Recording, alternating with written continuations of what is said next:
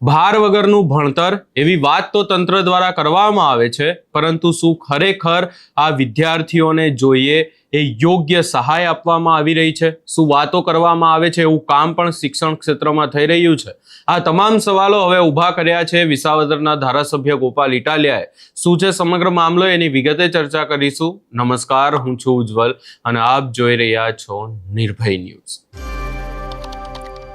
શિક્ષણને લઈને જો વાત કરવામાં આવે તો ગુજરાતમાં અનેક યોજનાઓ છે. અનેક યોજનાને લઈને મોટી મોટી વાતો પણ કરવામાં આવે છે, પરંતુ હવે ગોપાલ ઇટાલિયાએ આ તમામ બાબતને લઈને પોલ ખોલી છે. સૌપ્રથમ ગોપાલ ઇટાલિયા દ્વારા શું નિવેદન આપવામાં આવ્યું છે એ પણ સાંભળી લઈએ.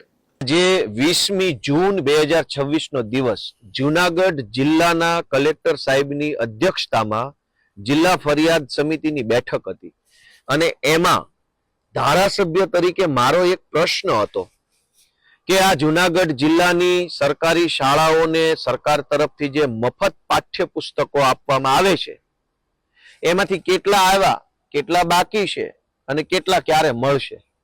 કેમ કે સરકારમાંથી તો દર વર્ષે કરોડો રૂપિયાનો ખર્ચો કરી પાઠ્યપુસ્તકો છાપવામાં આવે છે, અલગ અલગ વિષયના, ગણિત, ગુજરાતી, વિજ્ઞાન, પર્યાવરણ, ભૂગોળ, જે આવતું હોય તે. બાલવાટિકાથી લઈ ધોરણ 12 સુધીના પુસ્તકો સરકાર છાપે છે.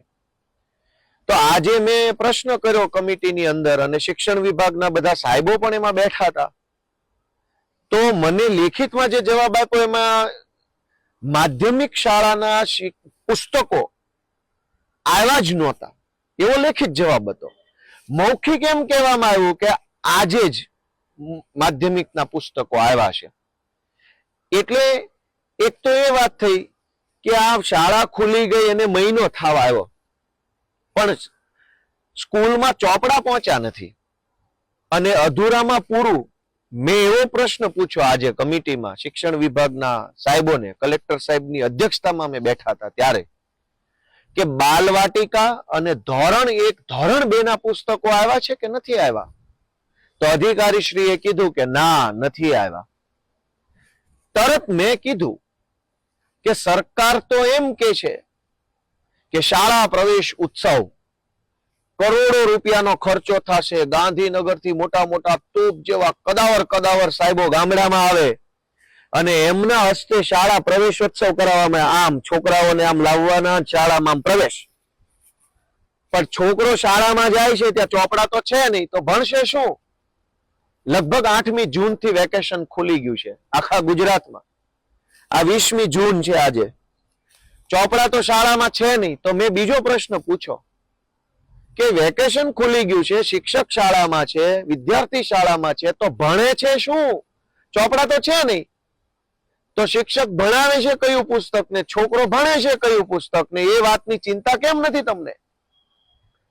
અને શાળા પ્રવેશ ઉત્સવ થવાનો છે, છોકરાને ગાંધીનગર થી આવેલા આઈએએસ, આઈપીએસ, મોટા મોટા કદાવર ને જે આગેવાનો છે એ છોકરાઓને આમ શાળામાં પ્રવેશ કરાવશે.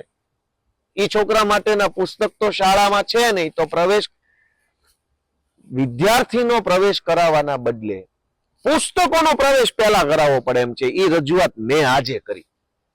એક બાજુ શાળા પ્રવેશોત્સવ કરાવશે, બાલવાટિકાના પુસ્તકો, હવે ભલે સરકારે પુસ્તક બનાવ્યું છે તો એમાં બાલવાટિકાના પુસ્તકમાં બાલવાટિકા પ્રકારનો સાહિત્ય છે, પહેલા ધોરણમાં પહેલા પ્રકારનું છે, બીજામાં બીજા પ્રકારનું છે. સરકાર પ્રવેશ કરાવે છે, ચોપડા છે નહીં, તો શું કામ ભાઈ પ્રવેશ કરાવો છો? રહેવા દો ને, ઘરે ભલે રમતો. કોઈને કોઈ જાતની ગંભીરતા નથી, કોઈને કાંઈ પડી નથી, બધું લોલમ લોલ તંત્ર હાલે છે. આખું સરકારી તંત્ર શાળા પ્રવેશોત્સવ કરાવવા લાગ્યું છે. મારી રિક્વેસ્ટ છે ભાઈ સાહેબ બાપા, પુસ્તક પ્રવેશોત્સવ કરાવો. પેલા પુસ્તકને શાળાની અંદર લઈ જાઓ, પછી છોકરાને લઈ જાઓ. આ ગાંધીનગર થી ને જિલ્લા વહીવટી તંત્ર તરફથી મોટા મોટા કદાવર સાહેબો પ્રવેશ કરાવવા આવવાના છે આપણા ગામની શાળામાં.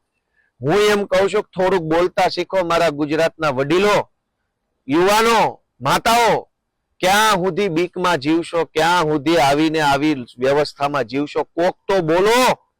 તમારા છોકરા માટે તો બોલો, દેશ માટે ન બોલો, રાજ્ય માટે ન બોલો તો કાંઈ નહીં.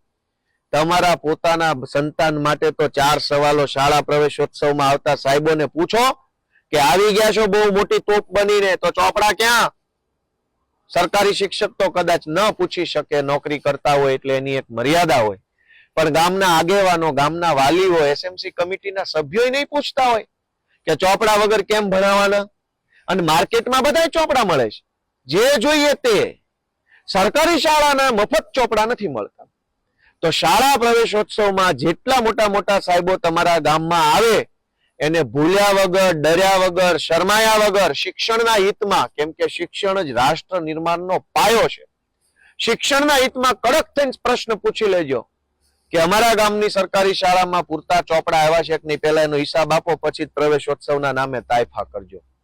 અને છેલ્લી વાત, મેં આજની કમિટીની બેઠકમાં પૂછ્યું કે ગુજરાતની સરકાર તો ભાર વગરનું ભણતરની વાત કરે છે. હવે આ બધા અધિકારીઓ ભેગા મળીને પુસ્તક વગરનું ભણતર ચાલુ કરાવી દીધું છે. 1 મહિનાથી શાળા ચાલુ છે, ચોપડા છે નહીં શાળામાં, તો ભણતર ભાર વગરનું કરવાનું હતું. એના બદલે આ લોકોએ નક્કી કર્યું ચોપડા જ નથી દેવા. ચોપડા દેશો તો ભાર લાગશે ને. લ્યો બોલો, કઈ બાજુ સરકાર કામ કરે, એ કઈ બાજુ એના અધિકારીઓ કામ કરે છે? આમાં શું દેશનું ભલું થાય? સરકારે ભાર વગરનું ભણતર કીધું, આ લોકો ચોપડા આપવાનું બંધ કરી દીધું. ચોપડા હશે તો થંભે થેલામાં ભાર લાગશે ને. લ્યો કરો હાથમ. આવા ને આવું બધું લોલમ લોલ તંત્ર ચાલે છે. પણ ભલું થાય અમારા વિસાવદર, ભેસાણ, જુનાગઢના ખેડૂતોનું, જેણે મને મત આપ્યો, ધારાસભ્ય બનાવ્યો, તો હું આવી કમિટીઓમાં બેસવાને લાયક બન્યો, અને તો હું આ બધું જાણીને ગુજરાતની જનતાને જાગૃત કરી શકું છું. એટલે ગુજરાતની જનતા સુધી સારી વાત, સાચી વાત, જરૂરી વિષય જો પહોંચતા હોય તો એનો શ્રેય, એની ક્રેડિટ જાય છે અમારા વિસાવદર, ભેસાણ, જુનાગઢના મતદારોને.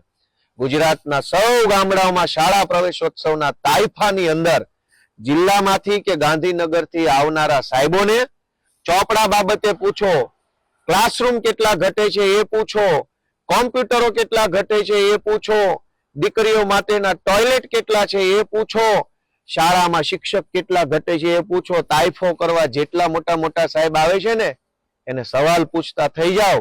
અને તમે તમારા પોતાના બાળક સંતાન માટે કે તમારા પોતાના ગામની સરકારી શાળા માટે જો એક પ્રશ્ન ન પૂછી શકતા હોય તો આ દેશમાં બીજી કોઈ કઈ દેશ સેવા હવે તમારા માટે વધી નથી. એટલે દેશનું નામ ન લેવું.